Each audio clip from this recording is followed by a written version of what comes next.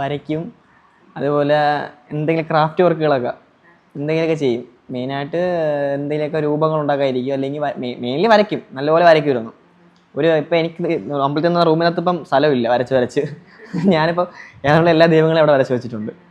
ആൾക്കാരെ കാണാൻ ഇൻട്രസ്റ്റ്, വരയ്ക്കാനാണ് കാണുന്നത്. അമ്പലത്തിലുള്ളതാണ് ആദ്യം വരച്ച് തുടങ്ങിയത്. അത് വരച്ചപ്പോഴാണ് കുറേ പേര് പറഞ്ഞത് പോയിട്ട് അല്ലെങ്കിൽ ചേട്ടാ നാളെ വേറൊന്ന് വരയ്ക്കുമോ, ഗണപതിയെ വരയ്ക്കുമോ, ശിവനെ വരയ്ക്കുമോ. അപ്പം ഞാൻ നല്ല ഇപ്പം അന്ന് വരെ ഇത്രേ ഉള്ളൂ, ചെറിയൊരു എമൗണ്ട് ഇത്രേ ഉള്ളായിരുന്നു. വരച്ചപ്പോൾ എൻ്റെ ഹൈറ്റുള്ള വരായി. ഇപ്പം അത് സമയം പോകുമോ സാധനം. ഈ യൂട്യൂബിൽ ക്രാഫ്റ്റ് വീഡിയോസ് ഒരുപാട് കാണും. DIY എന്തോ DIY ആ സംഭവം കാണാറുണ്ട് കേട്ടോ. അപ്പോൾ അതിൽ ഈ ചിരട്ട, അതേപോലെ എന്തെങ്കിലും നമ്മളെ കയ്യിലുള്ള സാധനം വേസ്റ്റ് ആവട്ടെ, അല്ലെങ്കിൽ അത് വെച്ച് അതിൽ ക്രാഫ്റ്റ് കണ്ടുപിടിക്കാന്നൊരു മെൻറ്റാലിറ്റി ഉള്ള ഒരാളാണ്. അങ്ങനെ ചിന്തിച്ച് പോകും. ഇപ്പം ഇവിടെ വെച്ച് ഞാൻ ഒന്നും ചെയ്യുന്നില്ല. നേരത്തെ നിന്ന പത്തനംതിട്ട അമ്പലത്തിലായിരുന്നെങ്കിൽ എനിക്ക് എല്ലാ ദിവസവും എന്തെങ്കിലും പണിയാണ്.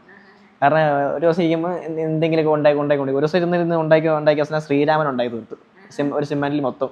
അതേപോലെ ബീച്ചിൽ പോയി കഴിഞ്ഞാൽ ചുമ്മാ അടക്കുമ്പോൾ തറ കാണുമ്പം കൊള്ളാം, വരച്ച് പോയി ഒരു പടമൊക്കെ വരച്ചിട്ടൊക്കെ പോകും. അതുപോലെ കോലം വരയ്ക്കും. കോലം വരയ്ക്കാന്ന് വെച്ച് കഴിഞ്ഞാൽ അതും ഇതൊക്കെ എല്ലാം വരച്ച് പഠിച്ചാണ്. ഈ വരച്ചതിൻ്റെ ഐഡിയ വെച്ചാൽ കോലം വരയ്ക്കണത്. കോലം എന്ന് പറഞ്ഞാൽ നമ്മുടെ കയ്യിലൊരു വാക്കാണ്, ഒരു പൊടിയാണ്. നമ്മളൊരു കോലപ്പൊടി എന്ന് പറയുന്നുണ്ട്. ഈ പൊടി ഈ കൈ ഉള്ളിൽ വെച്ചിട്ട് ഇങ്ങനെ ഞെരുക്കി വര കണക്ക് കൊണ്ടുപോകും, വരച്ച് വിട്ടുപോകും.